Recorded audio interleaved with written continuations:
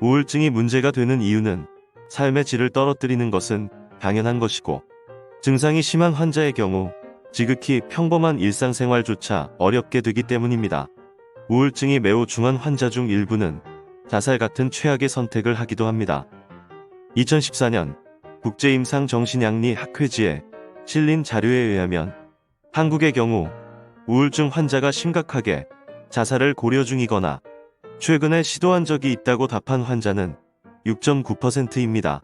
일반 사람의 자살률이 0.028%에 비해 상당히 높은 비율이라고 할 수 있습니다. 평범한 사람이라면 평소에 죽음에 대한 생각을 거의 하지 않습니다. 이런 사람은 막상 죽음까지 이르는 사건이 눈앞에 닥치더라도 무섭고 두려움을 느끼면서 어떻게든 죽음을 피하려 최선을 다할 것입니다.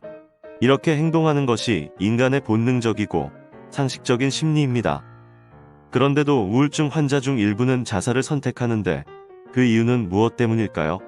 자살을 생각했던 환자들의 이야기를 들어보면 사는 게 너무 버겁다거나 자신이 사는 의미를 모르겠다는 사람도 있고, 주변 사람에게 부담을 주기 싫었다는 사람도 있습니다.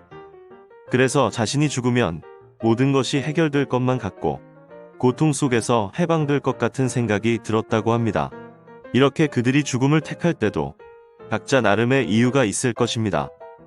이렇게 우울증이 심한 사람이라면 이미 오래전부터 무기력증, 무의욕증, 무덤덤증 같은 증상이 있었을 것입니다. 다른 영상에서도 설명했지만 이런 증상은 빙의 현상으로도 나타날 수 있습니다. 무기력증은 몸을 무겁게 만들어 조금 움직이기도 힘들게 만들고, 무의욕증은 무엇이든 하고 싶은 생각을 없애 삶을 재미없게 만들며, 무덤덤증은 죽음조차도 무덤덤하게 만들어 본능적인 두려움을 없애버립니다. 심한 경우 죽음에 대해 공포가 아닌 평온함을 느끼도록 만들어 버리기도 합니다. 우울증 환자에게 무기력증, 무의욕증, 무덤덤증 같은 증상이 동시에 나타난다면 자살까지 생각하는 것은 시간 문제일 것입니다. 그래서 이런 증상이 있으면 반드시 치료해야 합니다.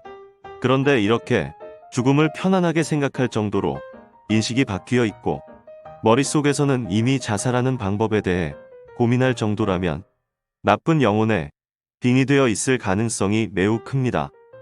자신이 자살까지 생각하는 이유가 빙의 우울증 때문인지를 분별하는 방법으로 가장 쉬운 방법은 가위손 요법으로 자살에 대한 생각을 자르기 했을 때 조금이라도 자살에 대한 생각이 줄어드는지를 느껴보는 것입니다.